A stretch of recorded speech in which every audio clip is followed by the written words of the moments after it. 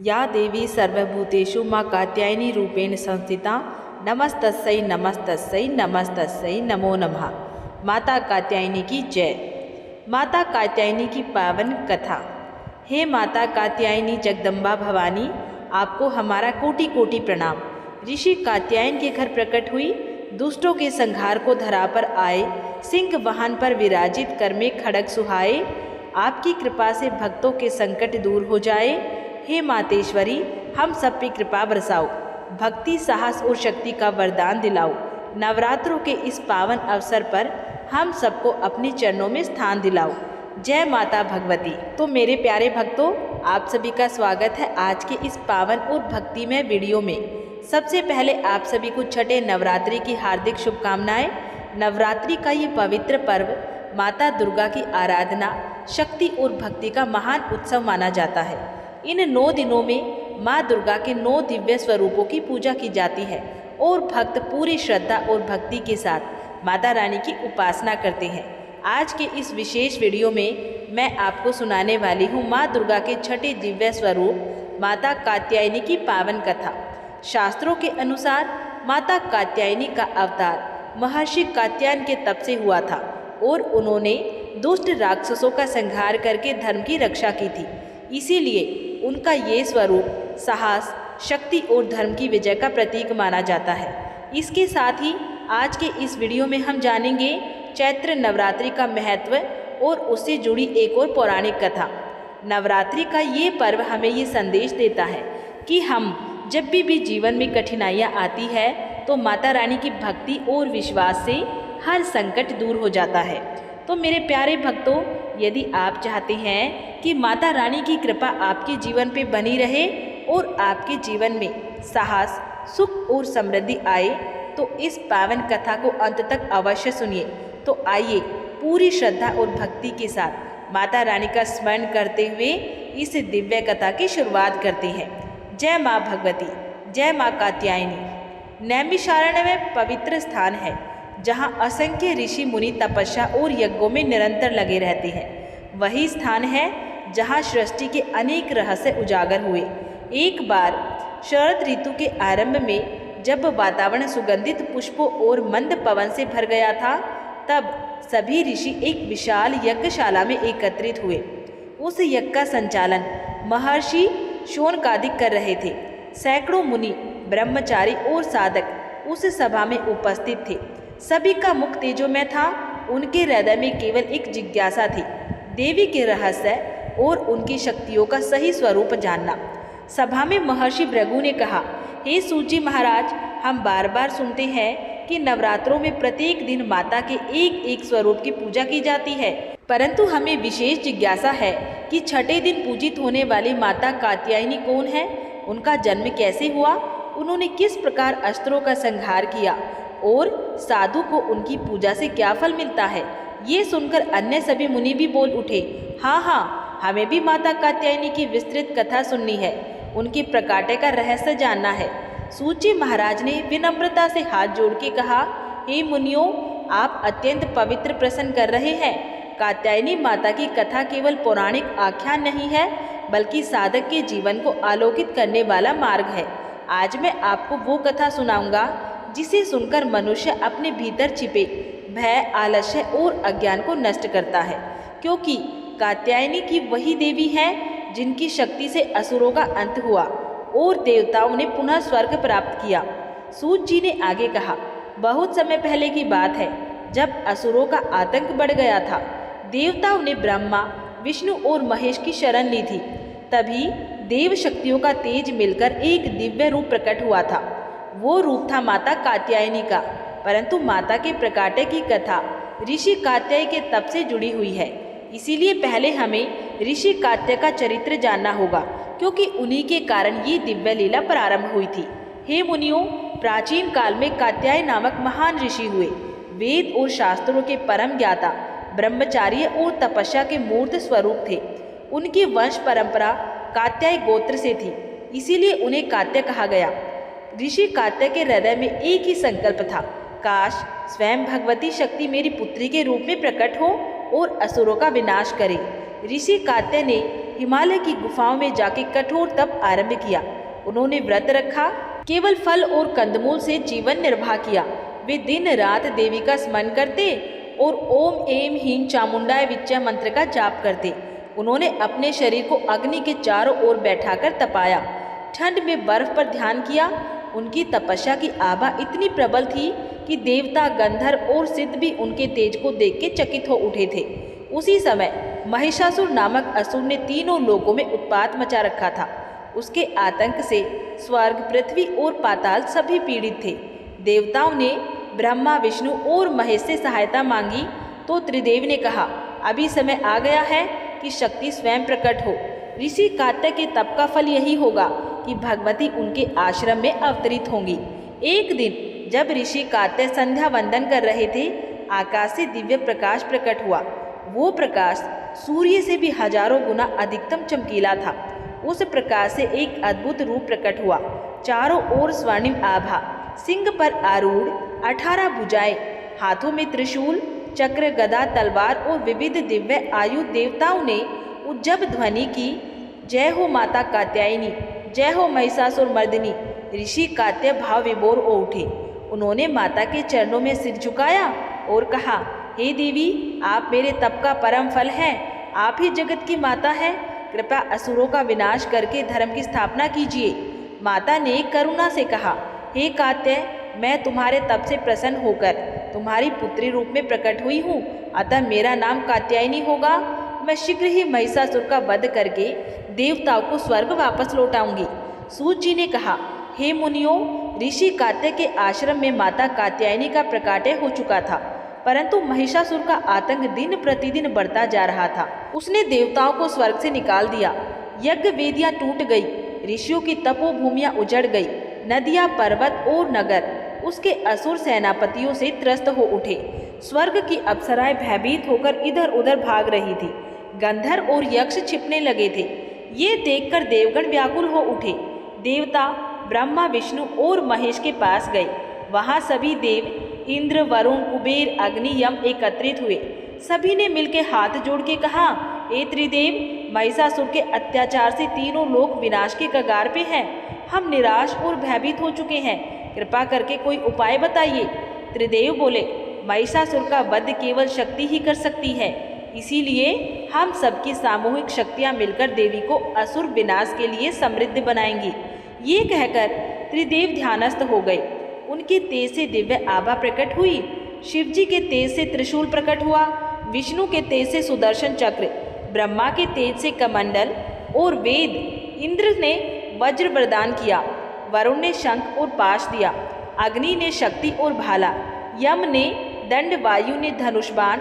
इन सभी दिव्य आयुधों को लेके माता कात्यायनी का स्वरूप और भी भव्य हो गया।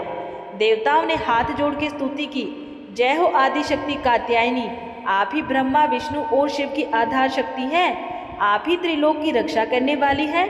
हम सब आपकी शरण में हैं। कृपा करके महिषासुर का वध कर हमें भयमुक्त कीजिएगा। माता ने करुणा से मुस्कुरा के कहा, हे देवतागण, मैं शीघ्र ही असुर का नाश करूंगी। तुम्हारा स्वर्ग पुनः लौटेगा, धर्म की विजय होगी और अधर्म का नाश होगा। माँ सिंह पर आरूढ़ हुई। उनकी 18 भुजाओं में दिव्य आयुध चमक उठे। उनके नेत्र सूर्य की भांति प्रखर हो गए।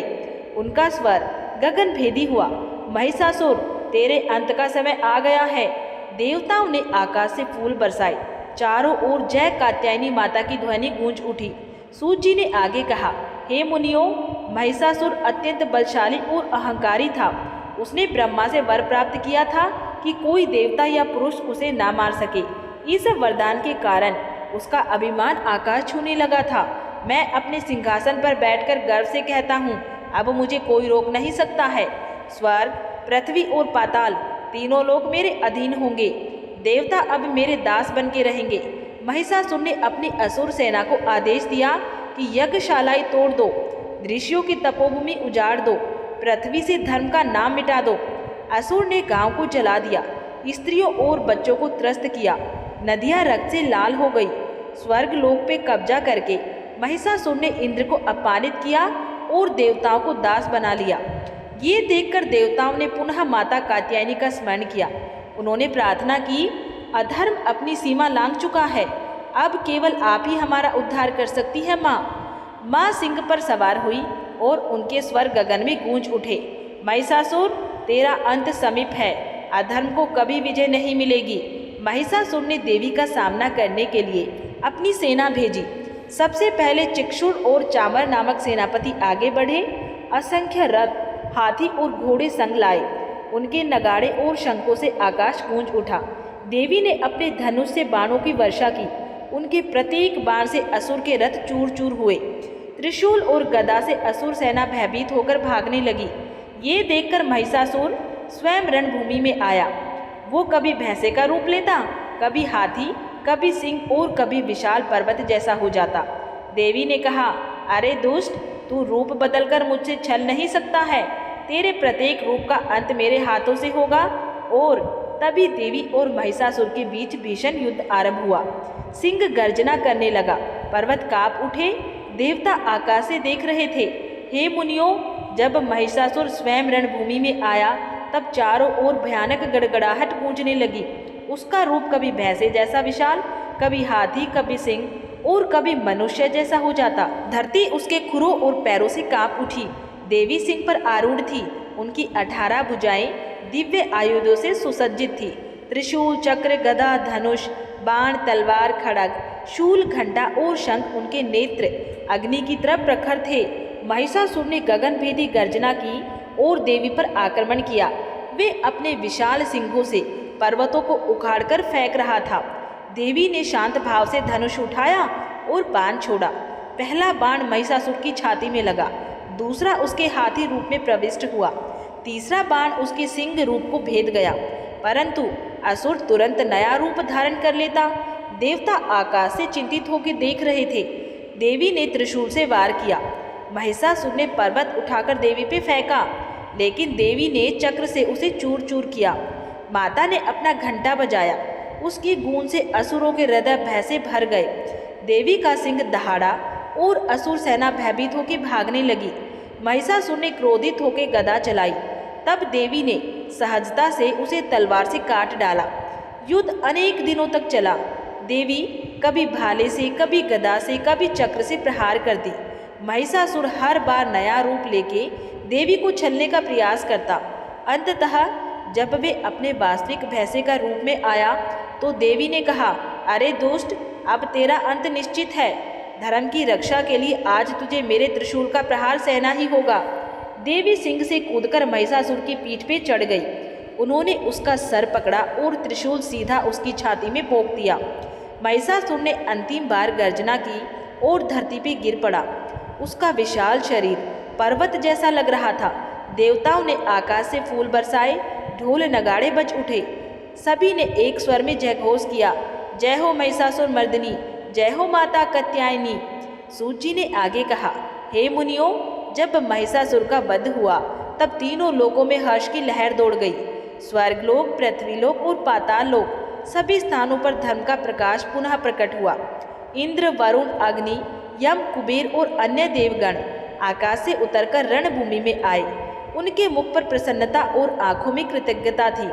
उन्होंने माता कात्यायनी के चरणों में प्रणाम किया और कहा, जय हो महिषासुर मर्दिनी, आपके बिना हम सब निराश और असहाय थे। आपने हमारे स्वर्ग को पुनः लौटाया है। आप ही जगत की आधार शक्ति हैं। देवताओं ने एक स्वर में स्तुति गाई, हे जगत जननी, आप ही सृष्टि की उत्पत्ति, पालन और संहार के कारण हैं। आप ही ब्रह्मा, विष्णु और शिव की शक्ति है। जब अधर्म बढ़ता है तब आप ही धर्म की रक्षा हेतु अवतरित होती है। आपके हाथों में आयु केवल शस्त्र नहीं बल्कि धर्म, न्याय और सत्य के प्रतीक हैं। आपका सिंह साहस और निर्भीकता का प्रतीक है। हे माता कात्यायनी, हम सब आपकी शरण में हैं। कृपा करके हमें सदैव धर्म मार्ग पर चलने की प्रेरणा दीजिए। माँ कात्यायनी ने करुणता से मुस्कुराते हुए कहा, हे देवतागण, चिंता मत करो। जब जब अधर्म बढ़ेगा और धर्म संकट में पड़ेगा तब तब मैं विभिन्न रूपों में प्रकट होकर उसकी रक्षा करूंगी। जो भी साधक श्रद्धा और भक्ति से मेरी उपासना करेगा उसके जीवन से भय और संकट दूर हो जाएंगे। उसे साहस, विजय और आनंद की प्राप्ति होगी। देवताओं ने पुनः माता को प्रणाम किया। इंद्र ने स्वर्ग का सिंहासन पुनः पाया। गंधर्वों ने गीत गाए, अप्सराओं ने नृत्य किया, ऋषियों ने वेद पाठ और यज्ञ किए। धरती पर धर्म और शांति स्थापित हो गई। सभी प्राणी एक स्वर में कहते थे, जय हो कात्यायनी माता, आपकी कृपा से हम भय से मुक्त हुए हैं। हे मुनियों, महिषासुर वध के पश्चात जब देवताओं ने माता की स्तुति की, तब उन्होंने उनके दिव्य स्वरूप का अद्भुत दर्शन पाया। वे रूप इतना अलौकिक और तेजस्वी था कि साधारण नेत्र उसे सहन नहीं कर सकते थे। माँ सिंह पे आरूढ़ थी।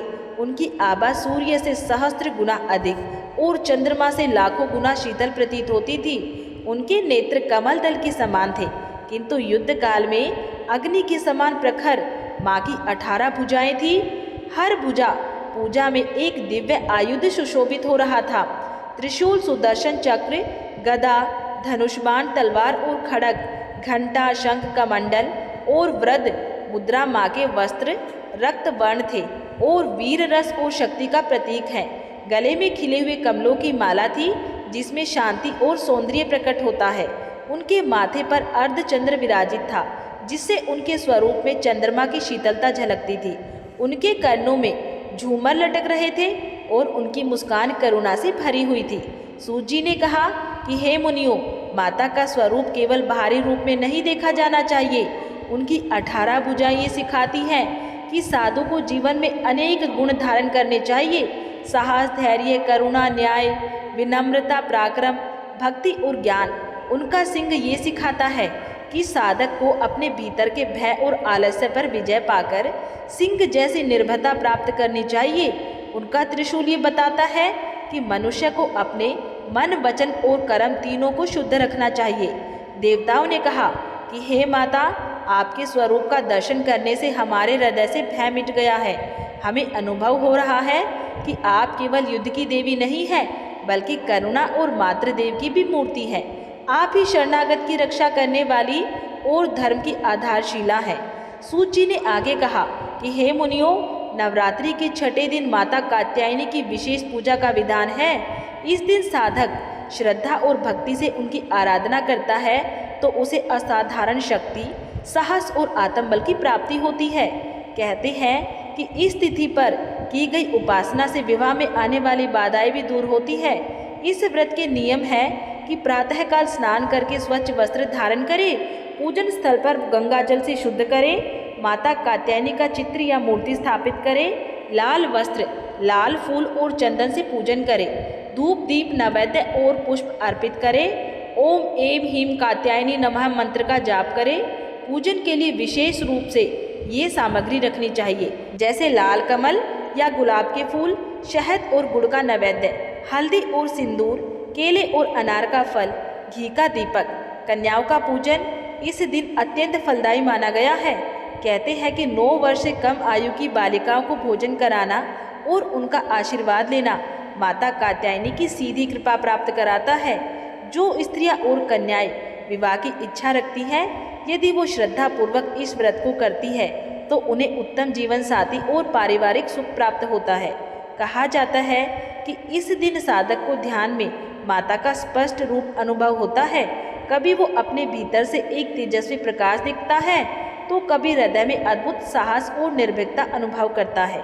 ये माँ की कृपा का प्रत्यक्ष प्रमाण है। हे मुनियों, द्वापर युग में जब श्री कृष्ण ब्रज में बाल्यकाल बिता रहे थे, तब वहाँ की गोपियाँ उनके रूप और गुणों पर मोहित थी। वो मन ही मन ये चाहती थी कि श्री कृष्ण उनके ही पति बने। गोपियाँ जानती थी कि ये इच्छा सामान्य पूजा से पूरी नहीं होगी, इसीलिए उन्होंने माता कात्यायनी का स्मरण किया।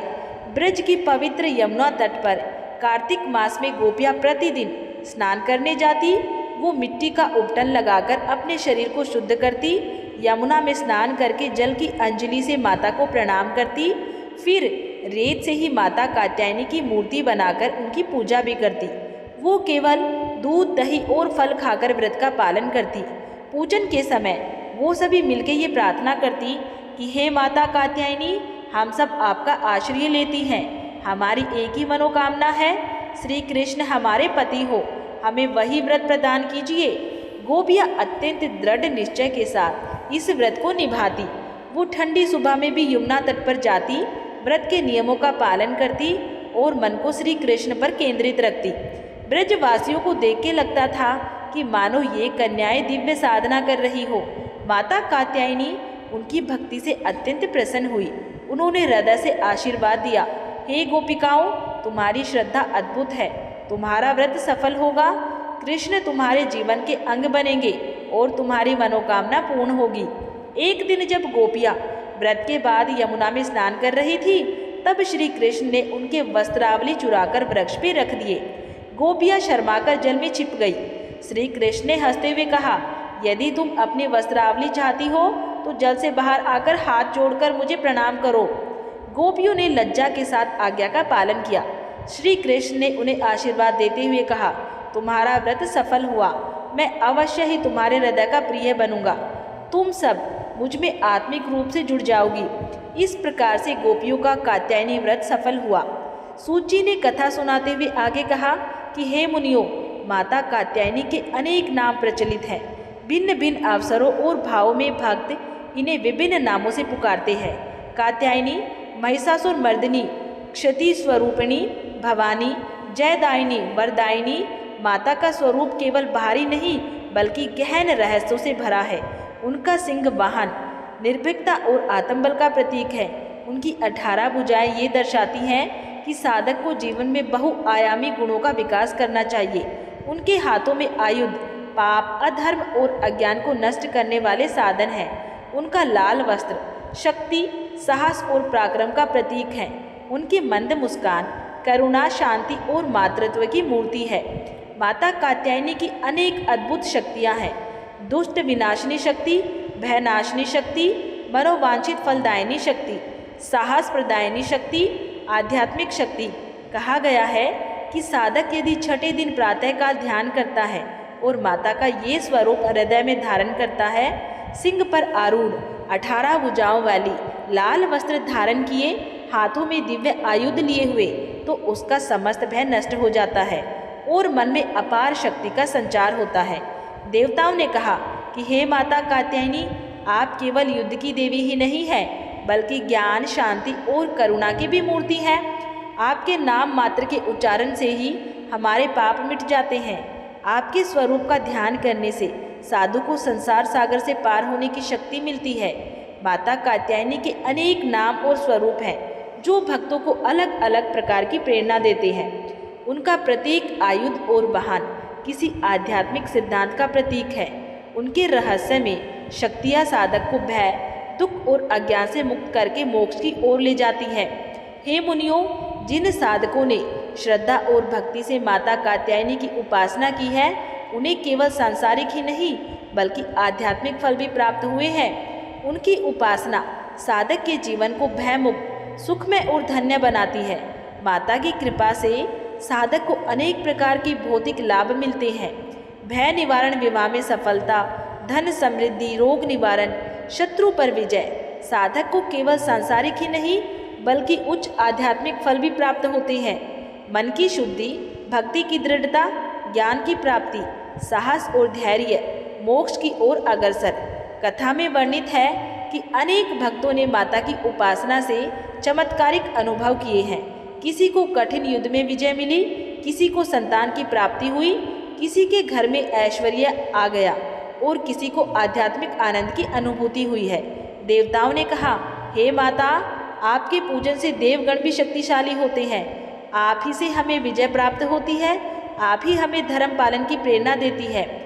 आपके बिना हमारा अस्तित्व अधूरा है। माता कात्यायनी की उपासना साधु को ये संदेश देती है कि भय और अधर्म चाहे जितना बड़ा हो, सच्ची श्रद्धा और भक्ति से उसका नाश संभव है। उपासना केवल फल प्राप्त करने के लिए नहीं बल्कि आत्मा को परमात्मा से जोड़ने के लिए भी होनी चाहिए। माता कात्यायनी की महिमा केवल शास्त्रों में ही नहीं बल्कि लोक कथाओं और जनश्रुतियों में भी गाई जाती है। गांव-गांव, नगर-नगर, यहाँ तक कि चरवाहों और किसानों के बीच माता की महिमा पीढ़ी दर पीढ़ी सुनाई और गाई जाती है। इन कथाओं में माता की कृपा का प्रत्यक्ष अनुभव होता है। कहते हैं, प्राचीन काल में एक कन्या का विवाह बार बार विफल हो जाता था। पिता सहाय थे और परिवार निराश। तब उस कन्या ने नवरात्रि में माता कात्यायनी का व्रत किया। छठे दिन उसने माता के चरणों में प्रणाम करके ये प्रार्थना की कि हे माता, यदि आप मेरी सच्ची माँ हैं तो मेरी लाज रख लीजिए। व्रत समाप्त होते ही योग्य वर स्वयं उसके घर आया और विवाह संपन्न हुआ। तभी से लोक में कहा जाने लगा कि कात्यायनी व्रत से विवाह की बाधाएं मिट जाती हैं। एक लोक कथा ये भी प्रचलित है कि कभी एक गांव में राक्षस उत्पात मचाने लगा। लोग भयभीत होकर भागने लगे। गांव की स्त्रियों ने सामूहिक रूप से माता कात्यायनी का पूजन किया। उसी रात भयंकर तूफान उठा और वो राक्षस अचानक से मृत पाया गया। लोगों ने समझा कि ये माता की प्रत्यक्ष कृपा है। एक अन्य कथा है, एक साधक असाध्य रोग से पीड़ित था। वो माता कात्यायनी की मूर्ति के सामने बैठ के रोज मंत्र जप करता। कुछ ही दिनों में उसका रोग मिट गया और वो स्वस्थ हो गया। उसने आजीवन माता की सेवा का व्रत लिया। गांव में किसान आज भी मानते हैं कि यदि फसल पर विपत्ति आ जाए, सूखा, बाढ़ या फिर कीट का आक्रमण हो, तो माता कात्यायनी का पूजन करने से फसल बच जाती है।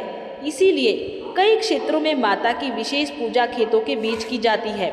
इन लोक गाथाओं से ये स्पष्ट होता है कि माता केवल स्वर्ग और देवताओं की ही नहीं है, बल्कि सामान्य मनुष्यों के भी रक्षक है। जो भी सच्चे मन से माता को पुकारता है, उसकी रक्षा माँ स्वयं करती है। चाहे बाधा विवाह की हो, शत्रु की हो, रोग की हो, माता की कृपा से सबका अंत होता है। जय माता भगवती, जय माँ दुर्गा। बहुत समय पहले की बात है।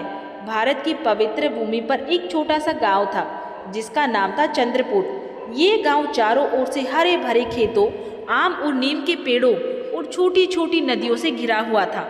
गांव के लोग बहुत सरल और धार्मिक स्वभाव के थे। हर सुबह गांव में मंदिर की घंटियों की आवाज़ गूंजती थी और लोग भगवान की पूजा करते ही अपने दिन की शुरुआत करते थे। गांव के बीचों बीच एक बहुत पुराना मंदिर था, माता दुर्गा का मंदिर। कहा जाता था कि ये मंदिर कई 100 साल पुराना था। गांव के बुजुर्ग बताते थे कि इस मंदिर में स्वयं माता दुर्गा वास करती हैं और जो भी सच्चे मन से यहाँ प्रार्थना करता है, उसकी हर मनोकामना पूरी होती है। लेकिन समय के साथ लोगों की श्रद्धा थोड़ी कम हो गई थी। अब बहुत कम लोग नियमित रूप से मंदिर जाते थे। कुछ लोग तो ये भी कहते थे कि अब चमत्कार जैसी बातें केवल पुरानी कहानियों में ही रह गई है। लेकिन उसी गांव में एक ऐसा व्यक्ति भी रहता था जिसकी आस्था आज भी उतनी ही मजबूत थी जितनी पुराने समय में हुआ करती थी। उसका नाम था गंगाराम। बहुत गरीब था गंगाराम। उसके पास ना तो बड़ा खेत था, ना कोई धन दौलत थी। वो पूरे दिन मेहनत करके अपने परिवार का पेट पालता था। कभी खेतों में मजदूरी करता, कभी लकड़ी काट के बाजार में बेचता। लेकिन सबसे बड़ी दौलत थी माता दुर्गा के प्रति उसकी अटूट भक्ति। हर सुबह सूरज निकलने से पहले उठ जाता, नदी पे जाके स्नान करता, फिर सीधे माता दुर्गा के मंदिर पहुंच जाता। मंदिर में जाकर वो बड़ी ही श्रद्धा से दीपक जलाता और हाथ जोड़ के कहता, हे जगदम्बा, मेरे पास आपको चढ़ाने के लिए सोना चांदी नहीं है, लेकिन मेरा मन सच्चा है। मुझे केवल आपकी कृपा चाहिए। ये कहकर वो मंदिर की सफाई करता, फूल चढ़ाता और माता की आरती गाता। गांव के कुछ लोग उसकी भक्ति देख के प्रभावित होते थे, लेकिन कुछ लोग उसका मजाक भी उड़ाते थे। वो कहते थे कि गंगाराम, तुम हर रोज मंदिर जाते हो, क्या कभी माता दुर्गा ने तुम्हारी गरीबी दूर की? लेकिन गंगाराम मुस्कुरा के जवाब देता कि माँ की कृपा धन से नहीं मापी जाती है। उन्होंने मुझे संतोष दिया है, यही मेरी सबसे बड़ी दौलत है। उसकी पत्नी सीता भी बहुत धर्मपरायण स्त्री थी। वो भी अपने पति की तरह माता दुर्गा में गहरा श्रद्धा रखती थी।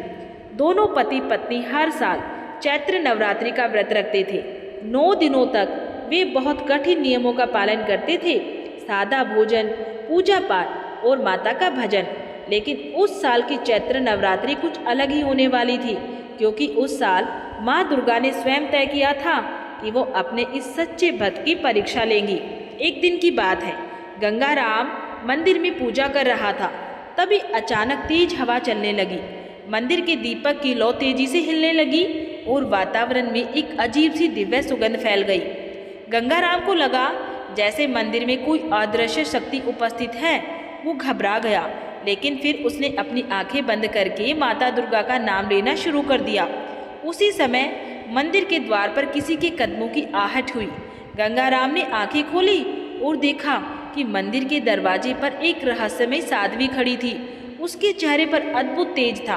उसकी आंखों में ऐसी चमक थी मानो वो साधारण मनुष्य ही नहीं थी, कोई दिव्य शक्ति हो। साध्वी ने धीरे से कहा, बेटा क्या मुझे थोड़ा पानी मिल सकता है? गंगाराम तुरंत उठकर उसके पास गया और बोला, माता आप अंदर आइए, ये माँ दुर्गा का मंदिर है, यहाँ आने वाला कोई भी व्यक्ति खाली हाथ नहीं जाता है। गंगाराम ने उन्हें पानी दिया और बड़े सम्मान से मंदिर के अंदर बैठाया। साध्वी मुस्कुराई कि तुम बहुत दयालु हो, क्या तुम हमेशा ऐसे ही दूसरों की सेवा करते हो? गंगाराम ने विनम्रता से कहा कि माता सेवा करना ही तो सच्ची पूजा है। साध्वी ने गंगाराम की आंखों में गहराई से देखा, जैसे कि वो उनके मन की सच्चाई को परख रही हो। फिर उन्होंने कहा कि बहुत जल्द चैत्र नवरात्रि आने वाली है, क्या तुम इस बार भी व्रत रखोगे? गंगाराम ने बिना एक पल सोचे जवाब दिया कि हाँ माता, जब तक प्राण है मैं माँ दुर्गा का व्रत रखूंगा। साध्वी की मुस्कान और गहरी हो गई, लेकिन गंगाराम नहीं जानता था कि ये साध्वी कोई साधारण स्त्री नहीं थी, वो तो स्वयं माता दुर्गा का रूप थी, जो अपने भक्ति की परीक्षा लेने आई थी। और बहुत जल्द गंगाराम के जीवन में ऐसी घटनाएं होने वाली थी जो पूरे चंद्रपुर गांव की किस्मत को ही बदल देंगी। मंदिर में बैठी रहस्यमयी साध्वी शांत भाव से गंगाराम को देख रही थी। गंगाराम को समझ नहीं आ रहा था कि साध्वी में ऐसा क्या है जो उसके मन को बार बार उनकी ओर आकर्षित कर रहा है। उनके चेहरे पर एक दिव्य तेज था और उनकी आंखों में ऐसी गहराई थी मानो वो संसार के सारे रहस्य को जानती हो। साध्वी ने धीरे धीरे मंदिर की मूर्ति को देखा। माता दुर्गा की मूर्ति पर दीपक की लौट टिमटिमा रही थी और फूलों की सुगंध पूरे मंदिर में फैल रही थी। साध्वी ने कहा कि बेटा तुम हर दिन यहाँ आते हो? गंगाराम ने सिर झुका के उत्तर दिया कि हाँ माता, मैं हर सुबह माँ दुर्गा की पूजा करता हूँ, ये मेरी सबसे बड़ी खुशी है। साध्वी ने पूछा, लेकिन तुम्हारे कपड़े तो बहुत साधारण हैं, क्या तुम बहुत गरीब हो?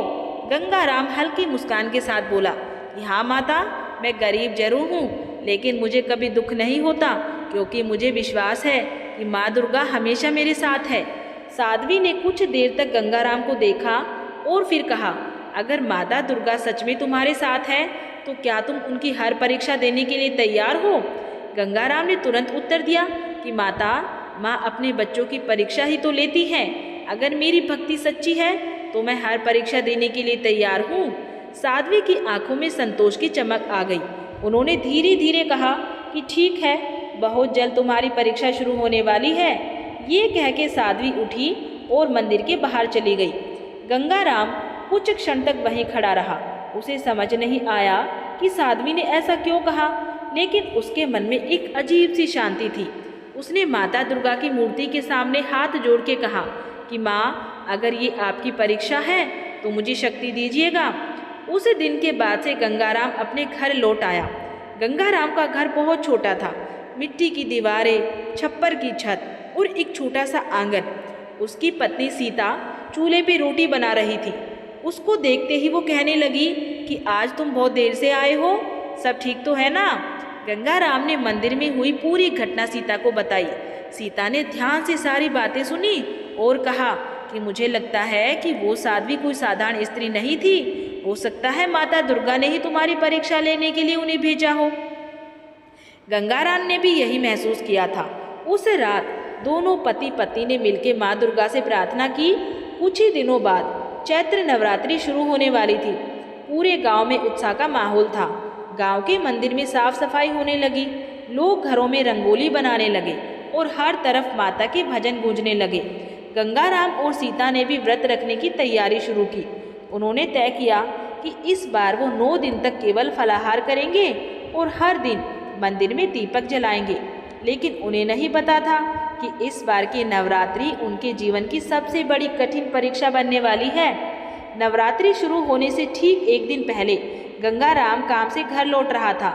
अचानक रास्ते में उसे पता चला कि जिस खेत में वो मजदूरी करता था, उस खेत का मालिक शहर चला गया है।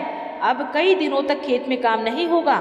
इसका मतलब था कि गंगाराम की कमाई बंद हो गई है। घर में पहले से ही बहुत कम अनाज था। सीता ने जब ये बात सुनी तो वो थोड़ी चिंतित हो गई और वो कहने लगी, अगर हमारे पास भोजन ही नहीं होगा तो हम 9 दिन का व्रत कैसे रखेंगे? लेकिन गंगाराम ने दृढ़ विश्वास के साथ कहा सीता चिंता मत करो, माता दुर्गा ने हमें कभी निराश नहीं किया है।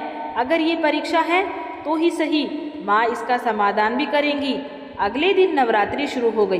गंगाराम सुबह मंदिर पहुंचा और दीपक जलाकर माता की आरती करने लगा। कुछ गांव वाले वहां खड़े थे। उन्होंने गंगाराम से कहा कि अरे गंगाराम, सुना है कि तुम्हारा काम बंद हो गया है, अब भी तुम व्रत रखोगे? दूसरा आदमी हंसते हुए कहने लगा, पहले अपने परिवार का पेट तो भरो, फिर माता की पूजा करना। उसने शांत स्वर में कहा, माता की पूजा करने से तो सब ठीक होता है। लेकिन लोग हंसते रहे। गंगाराम को थोड़ा दुख हुआ, लेकिन उसने कुछ नहीं कहा। उसने माता दुर्गा की मूर्ति की ओर देखा और मन ही मन कहा कि माता, मुझे बस आपकी कृपा चाहिए। उस रात जब गंगाराम और सीता सो रहे थे, तभी अचानक आंगन में किसी के कदमों की आवाज़ आई। सीता घबरा के उठी और कहने लगी कि कौन है? बाहर कोई नहीं था, लेकिन आंगन में एक छोटी सी लाल चुनरी पड़ी थी। सीता ने आश्चर्य से कहा, ये चुनरी यहाँ कैसे आई? गंगाराम ने जैसे ही चुनरी को हाथ में लिया, उसे एक अद्भुत सुगंध महसूस हुई। ये बिल्कुल वैसी ही सुगंध थी जैसी उस दिन मंदिर में फैली थी। गंगाराम की आंखों में आंसू आ गए। वो कहने लगा, सीता, ये माता दुर्गा का संकेत है। दोनों पति पत्नी ने उस चुनरी को सर से लगाया और माता को प्रणाम किया। लेकिन उन्हें अभी भी नहीं पता था, ये तो केवल शुरुआत थी, क्योंकि आने वाले दिनों में माँ दुर्गा गंगाराम की भक्ति को और परखने के लिए ऐसी ऐसी परीक्षाएं लेने वाली थी जिनसे पूरा गांव हैरान रह जाएगा। लाल चुनरी मिलने की घटना के बाद गंगाराम और उसकी पत्नी सीता का विश्वास और भी मजबूत हो गया था। ये सब माता दुर्गा की लीला ही थी। सुबह होते ही गंगाराम ने स्नान किया और उस चुनरी को अपने सर पे रख के मंदिर पहुंचा। मंदिर का वातावरण उस दिन कुछ अलग ही था। दीपक की लौ सामान्य से अधिक उजली दिखाई दे रही थी और मंदिर में एक अद्भुत शांति फैली हुई थी। गंगाराम ने माता की मूर्ति के सामने चुनरी रखी और भावुक होकर बोला, हे जगदम्बा, अगर ये आपकी कृपा का संकेत है तो मुझे इतना बल दीजिए कि मैं आपकी हर परीक्षा में सफल हो सकूं। उसकी आंखों से आंसू बहने लगे। उसी समय मंदिर के बाहर से कुछ लोगों की आवाज़ें सुनाई दी। गांव के कुछ लोग मंदिर के बाहर खड़े बातें कर रहे थे। एक आदमी ने कहा, ना तुमने, गांव के दूसरे छोर पर कई लोग अचानक बीमार पड़ रहे हैं। दूसरे आदमी ने कहा, हाँ भाई, लगता है कोई अजीब बीमारी फैल रही है। ये खबर सुन के गंगाराम का मन भी बेचैन हो गया। 2 ही दिनों में ये खबर पूरे चंद्रपुर गांव में फैल गई कि एक अजीब बीमारी फैल रही है। लोगों को तेज बुखार आने लगा है, शरीर में कमजोरी और कई लोग बिस्तर से उठ भी नहीं पा रहे थे। गांव में डर का माहौल बन गया था। लोग तरह तरह की बातें करने लगे थे। कुछ लोग कहते कि देवताओं का क्रोध है, कुछ ने कहा कि किसी ने कोई बड़ा पाप किया है, लेकिन कोई भी सही कारण नहीं समझ पा रहा था। गंगाराम ने जो ये सब देख रहा था तो उसका दिल दुख से भर गया। वो मंदिर गया और माता दुर्गा के सामने बैठ गया। उसने हाथ जोड़े और प्रार्थना की कि हे माँ, अगर ये संकट है तो इसे दूर कीजिएगा। आप तो अपने भक्तों की रक्षा करती हैं। उसी समय मंदिर के बाहर से वही जानी पहचानी आवाज़ आई, बेटा गंगाराम। गंगाराम ने मुड़ के देखा, वही रहस्यमय साध्वी मंदिर के द्वार पे खड़ी थी। गंगाराम तुरंत उनके पास गया और उनके चरणों में झुक गया कि माता फिर आ गई। साध्वी मुस्कुराई, मैंने सुना है कि गांव में संकट आया है। गंगाराम ने कहा कि हाँ माता, लोग बहुत बीमार हो रहे हैं, मुझे समझ नहीं आ रहा कि क्या करूं। साध्वी ने गंभीर स्वर में कहा कि अगर तुम सच में माता दुर्गा के भक्त हो तो तुम्हें एक काम करना होगा। गंगाराम ने तुरंत कहा कि आप आदेश कीजिए माता। साध्वी ने कहा, नवरात्रे के इन 9 दिनों तक तुम रोज पूरे गांव में जाके जरूरतमंद लोगों की सेवा करो। गंगाराम थोड़ा चौंका, लेकिन माता, मेरे पास तो खुद खाने के लिए भी मुश्किल से भोजन है। साध्वी ने शांत स्वर में कहा कि भक्ति केवल मंदिर में दीपक जलाने से नहीं होती है। भक्ति तब होती है जब तुम दूसरों के दुख को अपना दुख समझो। ये सुनकर गंगाराम की आंखें भर आई। उसने सिर झुका के कहा, ठीक है माता, मैं आपकी बात मानूंगा। साध्वी मुस्कुराई, याद रखना, यही तुम्हारी अगली परीक्षा है। और इतना कहकर वो धीरे धीरे मंदिर से बाहर चली गई। उस दिन से गंगाराम ने पूरे गांव में घूमकर बीमार लोगों की सेवा करना शुरू कर दिया। वो कहीं पानी देता, कहीं दवा लाता, कहीं बीमार व्यक्ति के लिए खिचड़ी बनाकर पहुंचाता। कई लोग हैरान थे। एक आदमी ने पूछा, गंगाराम, तुम खुद गरीब हो, फिर भी दूसरों की सेवा क्यों कर रहे हो? गंगाराम ने मुस्कुरा के कहा कि माता दुर्गा ने हमें एक दूसरे की मदद के लिए ही बनाया है। धीरे धीरे गंगाराम की सेवा देख के कुछ और लोग भी उसकी मदद करने लगे। लेकिन उसी रात गंगाराम के घर में एक बड़ी परेशानी आ गई। उसकी पत्नी सीता अचानक बीमार पड़ गई। उसे तेज बुखार हो गया और वो उठ भी नहीं पा रही थी। गंगाराम घबरा गया और सोचने लगा कि हे माँ, मैं तो दूसरों की सेवा कर रहा हूँ, फिर मेरी पत्नी ही बीमार क्यों हो गई है? उसकी आंखों में भी आंसू आ गए। लेकिन फिर उसे साध्वी की बात याद आ गई। शायद एक परीक्षा है। गंगाराम ने पूरी रात जाग के सीता की सेवा की। अगली सुबह जब सूरज निकला तो एक आश्चर्यजनक घटना हुई। सीता का बुखार अचानक उतर गया। वो धीरे धीरे उठ के बैठ गई। सीता ने आश्चर्य से कहा कि मुझे अब बिल्कुल अच्छा लग रहा है। गंगाराम ने तुरंत माता दुर्गा की मूर्ति की ओर देखा और भावुक होकर बोला, जय माता दी। उसे अब पूरा विश्वास हो गया था कि माता दुर्गा उसके साथ ही है। लेकिन ये तो अभी शुरुआत थी, क्योंकि आने वाले दिनों में गंगाराम की भक्ति ऐसी परीक्षा से गुजरने वाली थी जिससे पूरे गांव को माता दुर्गा की शक्ति का एहसास हो जाएगा। चंद्रपुर गांव में जहां एक ओर गंगाराम जैसा सरल और धर्मपरायण लोग रहते थे, वहीं दूसरी ओर कुछ ऐसे लोग भी थे जिनके मन में लालच और अहंकार भरा था। उनमें सबसे बड़ा नाम था जमींदार भैरव सिंह का। भैरव सिंह गांव का सबसे अमीर आदमी था। उसके पास बहुत सारी जमीनें थी, बड़े बड़े खेत थे और गांव के कई लोग उसकी जमीन पे मजदूरी करते थे। लेकिन वो बहुत घमंडी और कठोर स्वभाव का था। उसे गरीब लोगों की तकलीफ़ों से कोई मतलब नहीं था। वो हमेशा यही सोचता था कि धन और ताकत ही सबसे बड़ी चीज़ है। भैरव सिंह को एक और बात बिल्कुल पसंद नहीं थी, राम जी की भक्ति। उसे लगता था कि गंगाराम की वजह से लोग मंदिर में पूजा पाठ की बातें ज़्यादा करने लगे हैं। एक दिन जब भैरव सिंह अपने खेतों का निरीक्षण कर रहा था, तब उसने कुछ लोगों को गंगाराम की तारीफ करते हुए सुना। एक आदमी कह रहा था कि गंगाराम बहुत अच्छा इंसान है। जब से गांव में बीमारी फैली है, वो सबकी मदद कर रहा है। दूसरे ने कहा, सच में वो तो सच्चा भक्त है, माँ दुर्गा जरूर उसकी रक्षा करेंगी।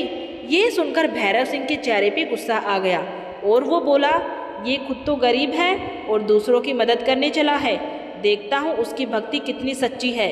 उसी शाम भैरव सिंह ने अपने नौकर को बुलाया और कहा कि कल सुबह गंगाराम को मेरे घर बुला के लाओ। अगले दिन जब गंगाराम मंदिर से पूजा करके लौट रहा था, तभी जमींदार के दो आदमी उसके पास आए और कहने लगे कि गंगाराम, जमींदार साहब ने तुम्हें बुलाया है। गंगाराम थोड़ा घबरा गया। उसने सोचा कि शायद कोई काम होगा। वो जमींदार की बड़ी हवेली जैसे तैसे पहुंच गया। भैरव सिंह बड़े अहंकार से कुर्सी पे बैठा हुआ था। उसने गंगाराम को ऊपर से नीचे तक देखा और कहा कि तुम हो गंगाराम। गंगाराम ने विनम्रता से सर झुकाया और कहा, जी मालिक। भैरव सिंह हंसते हुए बोला, सुना है तुम बड़े भक्त बने फिरते हो, माता दुर्गा तुम्हारी हर बात सुनती है। गंगाराम ने शांत स्वर में कहा कि मालिक, मैं तो बस एक छोटा सा भक्त हूँ, माता की कृपा से ही सब कुछ होता है।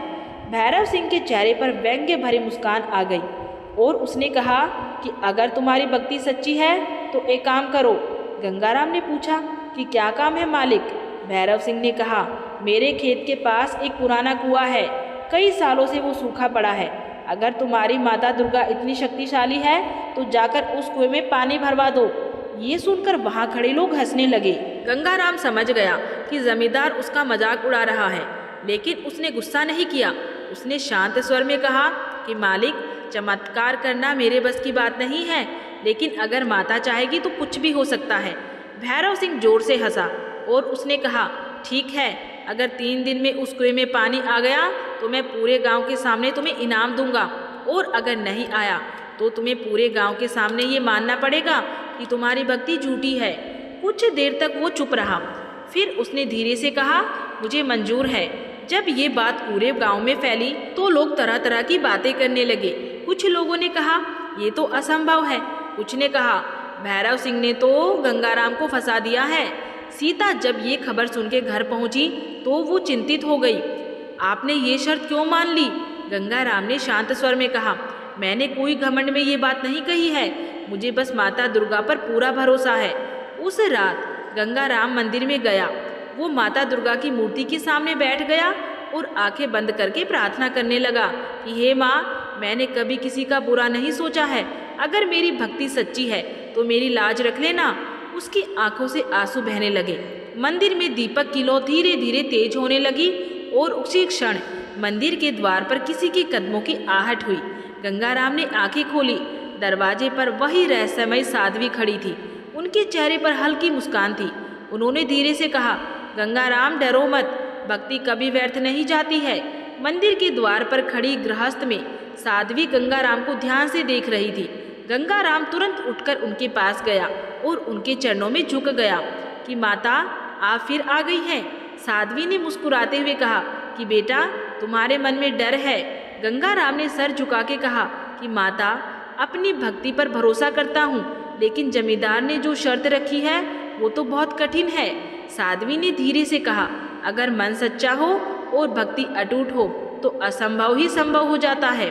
गंगाराम की आंखों में आशा की चमक आ गई। तो क्या सच में माँ मेरी लाज रखेंगी? साध्वी ने गहरी आवाज में कहा कि भक्त की रक्षा करना ही माता का धर्म है। फिर उन्होंने धीरे से कहा कि कल सुबह सूर्य उदय से पहले उस सूखे कुएं के पास जाना, वहाँ दुर्गा माता का नाम लेके प्रार्थना करना, बाकी सब माता पे छोड़ देना। इतना कह के वो साध्वी वहाँ से चली गई। अगली सुबह सूरज निकलने से पहले गंगाराम उस पुराने कुएं के पास पहुँच गया। वो कुआं कई वर्षों से सूखा पड़ा था। उसके अंदर केवल सूखी मिट्टी और पत्थर दिखाई देते थे। गंगाराम ने कुएं के पास बैठ के आंखें बंद कर ली। उसने हाथ जोड़ के माता से प्रार्थना की, हे माँ दुर्गा, अगर मेरी भक्ति सच्ची है तो मेरी लाज रख लीजिएगा। वो लगातार माता का नाम जपता रहा। धीरे धीरे सूरज निकलने लगा। कुछ ही देर में गांव के लोग भी वहां इकट्ठा होने लगे। सबको पता था कि आज गंगाराम की परीक्षा का आखिरी दिन है। जमींदार भैरव सिंह भी वहां आ पहुंचा। उसके चेहरे पर व्यंग्य भरी मुस्कान थी और वो बोला, क्यों गंगाराम, क्या तुम्हारी माता दुर्गा ने कुएं में पानी भर दिया? लोगों के बीच हल्की हंसी फैल गई, लेकिन गंगाराम शांत बैठा रहा। उसने आंखें बंद कर रखी थी और वो लगातार माता दुर्गा का नाम ले रहा था। अचानक वहाँ एक तेज हवा चलने लगी। पेड़ों की शाखाएं हिलने लगी। आसमान में बादल घिर आए। लोग आश्चर्य से इधर उधर देखने लगे। तभी कुएं के अंदर से गड़गड़ाहट की आवाज आने लगी। सब लोग चौंक गए। एक आदमी चिल्लाया कि अरे, कुएं के अंदर कुछ हो रहा है। लोग कुएं के पास जाके झांकने लगे और तभी एक अद्भुत दृश्य सामने आया। कुएं के अंदर से धीरे धीरे पानी ऊपर आने लगा। पहले थोड़ी सी नमी दिखाई दी, फिर मिट्टी गीली होने लगी और कुछ ही क्षणों में पानी का स्तर तेजी से बढ़ने लगा। कुछ ही देर में पूरा कुआं पानी से भर गया। ये देख करके पूरे गांव में सनसनी फैल गई। जय माता दी की आवाज़ चारों ओर गूंजने लगी। भैरव सिंह ये सब देखकर स्तब्ध रह गया। उसे अपनी आंखों पर विश्वास नहीं हो रहा था। वो धीरे धीरे कुएं के पास आया और अंदर झांकने लगा। कुएं में साफ और चमकता हुआ पानी भरा हुआ था। गांव के लोग गंगाराम की ओर देखने लगे। कुछ लोग भावुक होकर उसके पैरों में झुक गए कि तुम तो सच में माता दुर्गा के सच्चे भक्त हो। गंगाराम की आंखों से आंसू बहने लगे और वो बोला, ये मेरा चमत्कार नहीं है, ये सब तो माता दुर्गा की कृपा है। उसी समय एक हल्की सी दिव्य सुगंध हवा में फैल गई।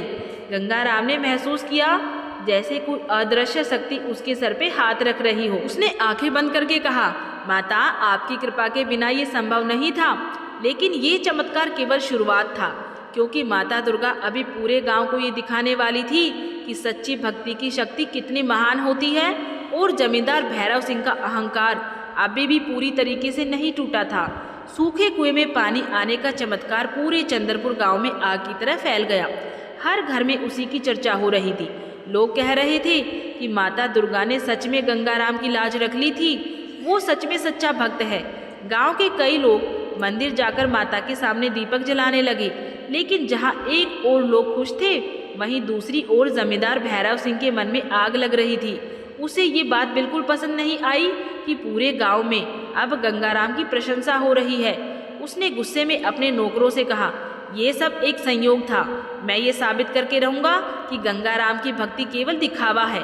अगले दिन भैरव सिंह ने पूरे गांव में घोषणा करवा दी कि कल शाम मंदिर के सामने एक बड़ा यज्ञ होगा। उस यज्ञ में गंगाराम को एक कठिन परीक्षा देनी होगी।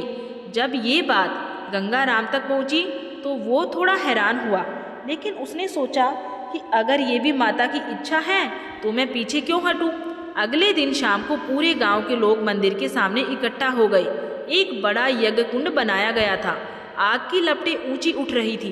भैरव सिंह सबके सामने खड़ा होकर बोला कि गंगाराम, अगर तुम सच में माता दुर्गा के सच्चे भक्त हो तो इस अग्नि की परिक्रमा करके दिखाओ। लोग ये सुन के हैरान रह गए, क्योंकि अग्नि की लपटें बहुत तेज थी। किसी के लिए भी उसे पार करके जाना खतरनाक था। गांव के बुजुर्गों ने भैरव सिंह से कहा कि ये बहुत खतरनाक है, किसी की जान भी जा सकती है। लेकिन भैरव सिंह ने उनकी बात नहीं मानी और वो बोला, अगर माता दुर्गा सच में गंगाराम की रक्षा करती है तो उसे कोई नुकसान नहीं होगा। सबकी निगाहें वहीं पे टिकी थी। सीता की आंखों में आंसू आ गए और वो बोली, आप ये मत कीजिए। लेकिन गंगाराम ने शांत स्वर में कहा, अगर माता की इच्छा होगी तो मुझे कुछ नहीं होगा। धीरे धीरे यज्ञ कुंड के पास पहुंचा।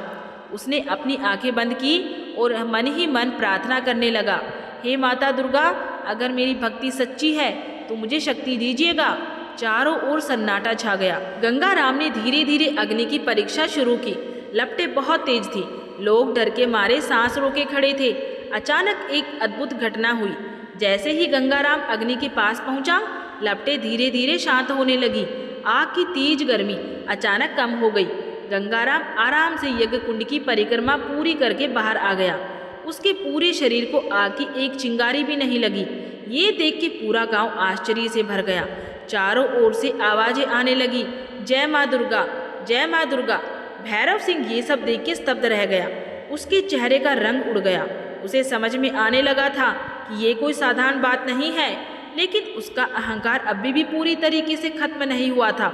उसने गुस्से में काके कहा, ये सब जादू है, मैं अभी नहीं मानता हूँ कि ये माता दुर्गा की कृपा है। गांव के लोग अब भैरव सिंह से नाराज होने लगे थे, लेकिन गंगाराम ने सबको शांत रहने को कहा। वो बोला, किसी से क्रोध मत करो, माता दुर्गा सब देख रही है। लेकिन गंगाराम को अभी ये नहीं पता था कि उसकी सबसे कठिन परीक्षा अभी बाकी है और माता दुर्गा जल्द ही ऐसा चमत्कार करने वाली थी जिससे जमींदार का अहंकार भी हमेशा के लिए समाप्त हो जाएगा। यज्ञ की अग्नि शांत होने और गंगाराम के सुरक्षित बाहर निकल आने के बाद पूरे गांव में केवल एक ही नाम गूंज रहा था, जय माँ दुर्गा। गांव के लोगों का विश्वास और भी मजबूत हो गया था कि गंगाराम सच में माता दुर्गा का सच्चा भक्त है। लेकिन जमींदार भैरव सिंह अभी भी ये बात मानने को तैयार नहीं था। उसका अहंकार पूरी तरीके से टूटा नहीं था। उस रात वो अपनी हवेली में बैठा बहुत क्रोधित था। वो बार बार सोच रहा था, ये सब कैसे हो सकता है, एक गरीब आदमी की इतनी इज्जत कैसे हो सकती है। उसके मन में ईर्ष्या और क्रोध बढ़ता जा रहा था। उसी रात अचानक मौसम बदलने लगा। आसमान में काले बादल घिर आए, तेज हवाएं चलने लगी, पेड़ जोर जोर से हिलने लगे। कुछ ही देर में भयानक तूफान शुरू हो गया। बिजली चमकने लगी और बादलों की गड़गड़ाहट से पूरा गांव कांप उठा। लोग डर के मारे अपने घरों में छिप गए। गांव के बुजुर्ग कहने लगे, ऐसा तूफान हमने कई सालों से नहीं देखा था। तेज हवाओं से घरों की छत उड़ने लगी, पेड़ गिरने लगे, गांव के खेतों में खड़ी फसल बर्बाद होने लगी। लोग डर के मारे चिल्लाने लगे। उसी समय कुछ लोग गंगाराम के घर की ओर भागे कि गंगाराम कुछ करो, ये तूफान पूरे गांव को बर्बाद कर देगा। गंगाराम तुरंत बाहर आया। उसने आकाश की ओर देखा, बिजली चमक रही थी और हवा बहुत तेज थी। उसने तुरंत कहा, सब लोग मंदिर चलो। कुछ ही देर में गांव के बहुत सारे लोग माता दुर्गा के मंदिर में इकट्ठे हो गए। सबके चेहरों पर डर साफ दिखाई दे रहा था। गंगाराम मंदिर के सामने खड़ा हुआ और बोला, डरिए मत, माता दुर्गा हमारी रक्षा जरूर करेंगी। उसने दीपक जलाया और माता की मूर्ति के सामने बैठ गया। फिर उसने जोर से माता का नाम लेना शुरू कर दिया। धीरे धीरे पूरे मंदिर में वही आवाज गूंजने लगी। सैकड़ों लोग एक साथ माता का नाम जपने लगे। अचानक मंदिर के अंदर एक अद्भुत घटना हुई। माता की मूर्ति के पीछे से एक दिव्य प्रकाश निकलने लगा। पूरा मंदिर उस प्रकार से चमक उठा। लोग आश्चर्य से इधर उधर देखने लगे। उसी समय मंदिर के द्वार पर वही रहस्यमयी साध्वी दिखाई दी, लेकिन इस बार उनके चेहरे का तेज पहले से कई गुना अधिक था। गंगाराम ने जैसे ही उन्हें देखा वो समझ गया और वो उनके चरणों में गिर पड़ा। तब साध्वी मुस्कुराई और उसी क्षण उनका रूप बदलने लगा। उनके पीछे तेज प्रकाश फैल गया, उनके हाथों में दिव्य अस्त्र दिखाई देने लगे, उनके सर पर मुकुट चमकने लगा। कुछ ही क्षणों में वो साध्वी स्वयं माता दुर्गा के दिव्य रूप में प्रकट हो गई। पूरा मंदिर आश्चर्य और भक्ति से भर गया। सभी लोग जमीन पे झुक गए। चारों ओर से आवाज आने लगी, जयकारे गूंजने लगे। माता दुर्गा ने गंगाराम की ओर देखा। उनकी आवाज बहुत मधुर थी। उन्होंने कहा, बेटा गंगाराम, तुमने सच्ची भक्ति का प्रमाण दिया है।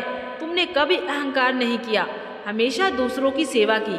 इसलिए आज मैं तुम्हें आशीर्वाद देती हूँ कि तुम्हारे गांव पर कभी कोई बड़ा संकट नहीं आएगा। जैसे ही माता दुर्गा ने ये कहा, बाहर का तूफान धीरे धीरे शांत होने लगा। कुछ ही मिनटों में आकाश साफ हो गया। चांद की रोशनी पूरे गांव में फैल गई। लोगों के चेहरे पर खुशी और आश्चर्य दोनों थे। जमींदार भैरव सिंह भी मंदिर में खड़ा ये सब देख रहा था। उसकी आंखों से भी आंसू बहने लगे। वो गंगाराम के पास आया और उसके पैरों में गिर पड़ा कि मुझे माफ कर दो, मैंने तुम्हारा बहुत अपमान किया है। गंगाराम ने उसे उठाया और कहा कि माफ करना मेरे हाथ में नहीं है, माता दुर्गा से क्षमा मांगो। भैरव सिंह तुरंत माता की मूर्ति के सामने झुक गया। उस दिन के बाद उसका स्वभाव पूरी तरीके से बदल गया था। माँ दुर्गा के दिव्य रूप के दर्शन के बाद पूरा चंद्रपुर गांव भक्ति और आनंद से भर गया था। मंदिर में उपस्थित हर व्यक्ति की आंखों से आंसू बह रहे थे। सबके मन में एक ही भावना थी, कृतज्ञता की। गंगाराम अभी भी माता के चरणों में झुका हुआ था। माँ दुर्गा ने उसे उठाया और बहुत स्नेह से कहा कि बेटा गंगाराम, तुम्हारी भक्ति ने मुझे बहुत प्रसन्न किया है। तुमने कभी अपने लिए कुछ नहीं मांगा, हमेशा दूसरों की भलाई की है। इसलिए आज मैं तुम्हें और इस पूरे गांव को आशीर्वाद देती हूँ। ये कहते ही मंदिर के अंदर एक दिव्य प्रकाश फैल गया। माँ दुर्गा ने अपना हाथ उठाया और कहा, आज इस गांव में सुख शांति और समृद्धि बनी रहेगी। यहाँ के खेत हमेशा हरे भरे रहेंगे और कोई भी व्यक्ति भूखा नहीं सोएगा। माता का ये वरदान सुनते ही लोगों के चेहरे पर खुशी छा गई। सबने एक साथ जयकारा लगाया। भैरव सिंह अब पूरी तरीके से बदल चुका था। माता दुर्गा की मूर्ति के सामने खड़ा होकर वो रो रहा था।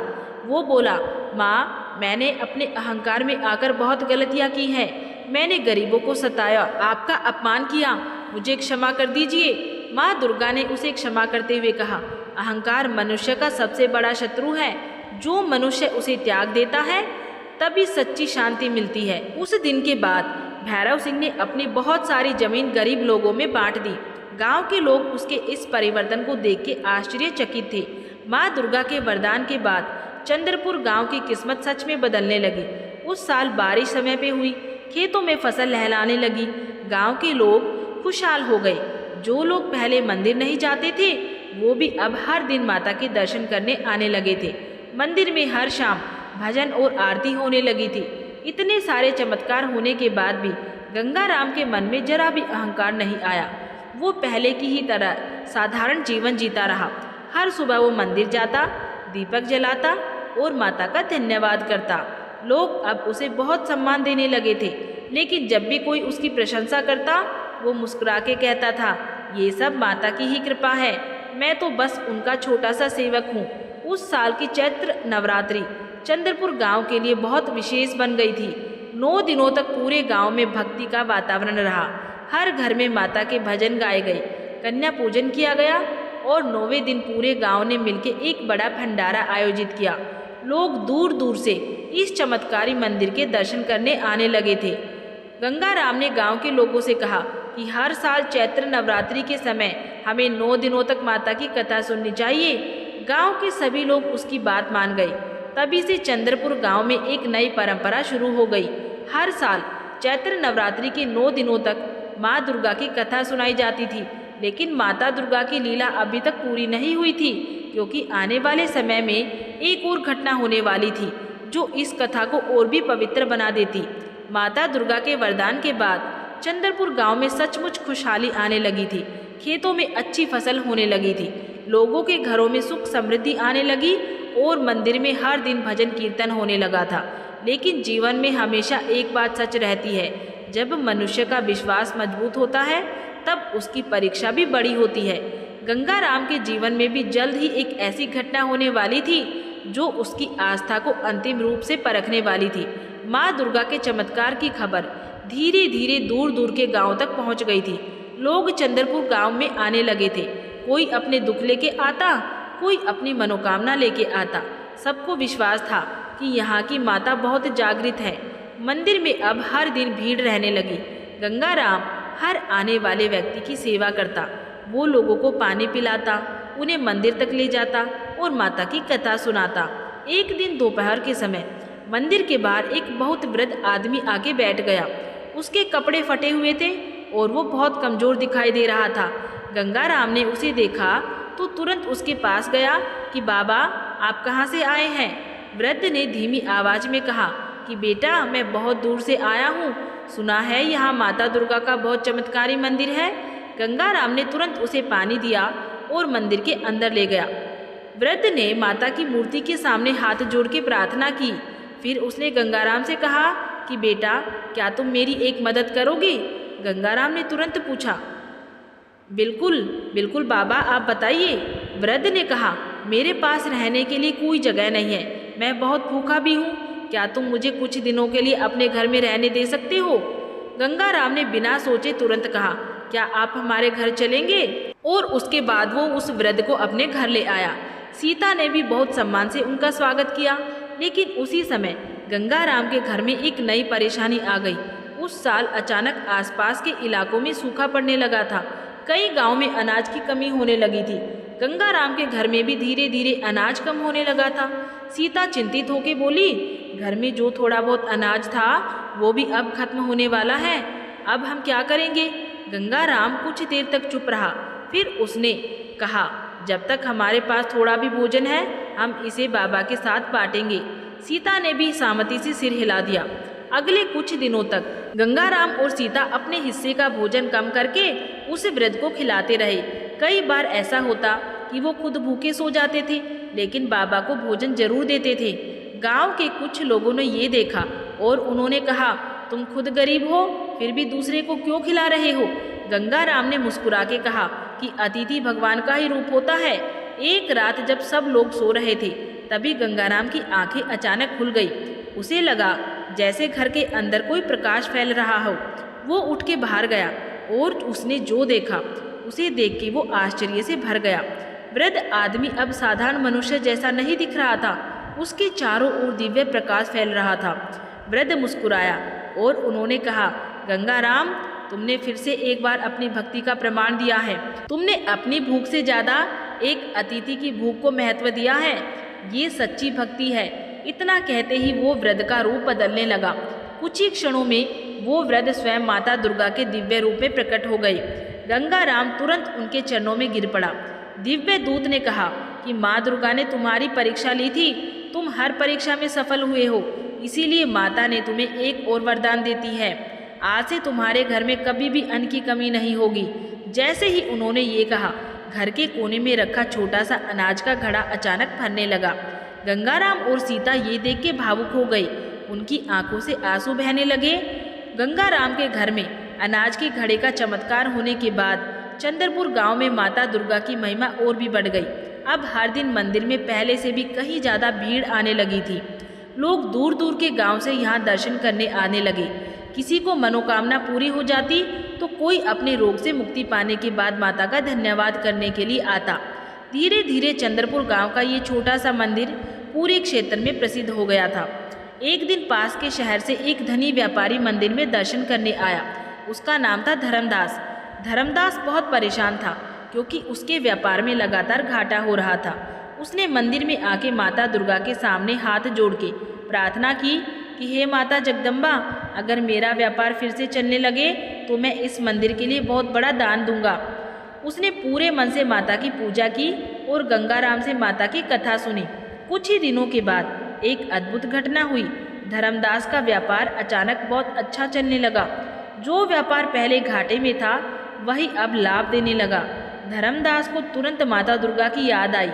वो फिर से चंद्रपुर गांव में आया और उसने मंदिर के लिए बहुत सारा धन दान में दिया। उस धन से मंदिर की मरम्मत करवाई गई और मंदिर को और सुंदर बना दिया गया।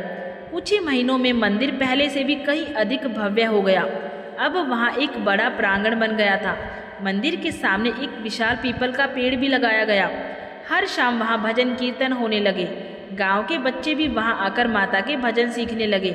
माँ दुर्गा के इस चमत्कारी मंदिर की चर्चा धीरे धीरे पूरे राज्य में फैल गई। ये खबर अंततः राज्य के राजा वीरेंद्र सिंह तक भी पहुँच गई। राजा बहुत धार्मिक स्वभाव के थे। जब उन्होंने चंद्रपुर गांव के और गंगाराम की भक्ति की कहानी सुनी तो वो बहुत प्रभावित हुए। उन्होंने अपने मंत्रियों से कहा, मैं स्वयं उस मंदिर के दर्शन करना चाहता हूँ। कुछ दिनों के बाद राजा वीरेंद्र सिंह अपने सैनिकों और मंत्रियों के साथ चंद्रपुर गांव में आए। पूरा गांव राजा के स्वागत के लिए इकट्ठा हुआ। गंगाराम भी वहां खड़ा था। राजा सीधे माता दुर्गा के मंदिर में गए और माता के सामने सर झुका दिया। उन्होंने बहुत ही श्रद्धा से पूजा की। फिर उन्होंने गंगाराम को बुलाया। क्या तुम गंगाराम हो? गंगाराम ने विनम्रता से कहा कि जी महाराज। राजा ने कहा, तुम्हारी भक्ति की कहानी सुन के मैं बहुत प्रभावित हुआ हूँ। तुमने पूरे गांव को भक्ति और सेवा का मार्ग दिखाया है। राजा ने घोषणा की कि आज से इस मंदिर की देखभाल और पूजा की जिम्मेदारी गंगाराम को दी जाती है और राज्य की ओर से इस मंदिर के लिए हर साल सहायता भी दी जाएगी। गांव के लोग खुशी से झूम उठे। चारों ओर जयकारे गूंजने लगे। इतना सम्मान मिलने के बाद भी गंगाराम पहले जैसा ही विनम्र रहा। उसने राजा से कहा, महाराज, ये सब माता दुर्गा की कृपा है। मैं तो केवल उनका एक सेवक हूँ। राजा ने मुस्कुराते हुए कहा, यही तुम्हारी सबसे बड़ी महानता है। अब चंद्रपुर गांव केवल एक साधारण गांव नहीं रहा था, एक पवित्र तीर्थ स्थल बन चुका था। राजा वीरेंद्र सिंह के आगमन के बाद चंद्रपुर गांव का माँ दुर्गा के मंदिर पूरे राज्य में प्रसिद्ध हो गया था। अब हर दिन वहां हजारों भक्त दर्शन करने आने लगे। मंदिर में सुबह से लेकर शाम तक भजन, आरती और पूजा का क्रम चलता रहता था। गंगाराम पूरी श्रद्धा से मंदिर की सेवा करता। वो सुबह सबसे पहले मंदिर की सफाई करता, फिर माता के लिए फूल लाता और आरती की तैयारी करता। उसकी पत्नी सीता भी भक्तों की सेवा में लगी रहती थी। एक दिन सुबह सुबह राजा के सैनिक घोड़े पे सवार होकर गांव में आए। वो सीधे मंदिर की ओर गए।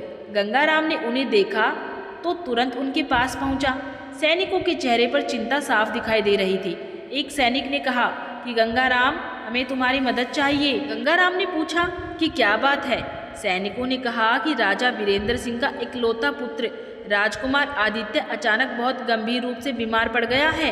राज्य के सभी वैद्य और हकीम उसका इलाज कर चुके हैं, लेकिन कोई भी उसे ठीक नहीं कर पाया है। राजा को विश्वास है कि माता दुर्गा ही राजकुमार को बचा सकती है। ये सुनकर गंगाराम कुछ क्षण के लिए चुप हो गया। फिर उसने कहा, माँ दुर्गा के सामने प्रार्थना करेंगे, वही हमारी रक्षा करेंगी। कुछ ही समय बाद जब राजा स्वयं अपने बीमार पुत्र को लेकर चंद्रपुर गांव पहुंचे, राजकुमार बहुत कमजोर हो चुका था। उसका शरीर बुखार से तप रहा था और वे बेहोश पड़ा था। पूरा गांव ये दृश्य देख के दुखी हो गया। राजा की आंखों में आंसू थे। उन्होंने गंगाराम से कहा, अगर माता दुर्गा मेरे बेटे को बचा ले तो मैं जीवन भर उनका ऋणी रहूंगा। राजकुमार को मंदिर के अंदर लाया गया। गंगाराम ने माता के सामने दीपक जलाया। पूरा मंदिर भक्तों से भर गया। सब लोग माता से प्रार्थना करने लगे कि हे माता दुर्गा, राजकुमार की रक्षा कीजिए। गंगाराम ने माता के चरणों में बैठ के आंखें बंद की। वो पूरी श्रद्धा से माता का नाम जपने लगा। अचानक मंदिर के अंदर एक तेज प्रकाश फैल गया। माता की मूर्ति के सामने रखा दीपक बहुत तेजी से जलने लगा। हवा में एक अद्भुत सुगंध फैल गई। लोग आश्चर्य से इधर उधर देखने लगे। गंगाराम ने महसूस किया कि जैसे किसी ने उसके सर पे हाथ रखा हो। उसे लगा जैसे माता दुर्गा उसे कुछ संकेत दे रही हो। गंगाराम ने तुरंत मंदिर के पास वाले उस कुएं से पानी मंगवाया जिसमें कभी चमत्कार हुआ था। उसने उस जल को माता के चरणों में रखा और प्रार्थना की कि हे माता, इस जल को अपनी शक्ति से पवित्र कर दीजिए। फिर उसने उस जल की कुछ बूंदें राजकुमार के माथे पे डाली।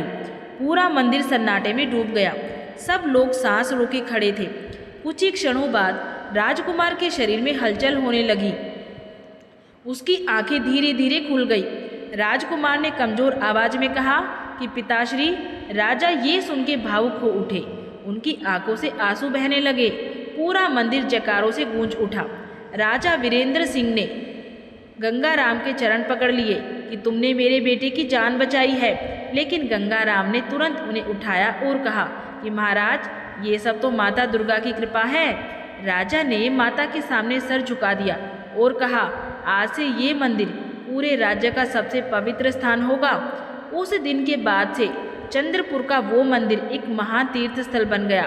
तो प्रिय भक्तों, इस प्रकार से माँ जगदम्बा की असीम कृपा से चंद्रपुर गांव में फिर से सुख समृद्धि और खुशहाली वापस लौट आई। माता दुर्गा की कृपा से राजकुमार को नया जीवन मिला। पूरे राज्य में माँ की महिमा का डंका बजने लगा। इस कथा से हमें ये शिक्षा मिलती है कि जो भी भक्त सच्चे मन से माता दुर्गा की आराधना करता है, माँ उसकी हर पीड़ा हर लेती है और उसके जीवन को खुशियों से भर देती है। माता अपने भक्तों को कभी निराश नहीं करती है। बस आवश्यकता होती है सच्ची भक्ति, सच्ची श्रद्धा और विश्वास की। अगर आप भी माता दुर्गा के सच्चे भक्त हैं तो कमेंट में एक बार जरूर लिखें, जय माता भगवती, जय माँ दुर्गा। और वीडियो को लाइक करें, शेयर करें और हमारे चैनल शिव राम कथाएं को सब्सक्राइब करना बिल्कुल भी ना भूलें। जय माता दी।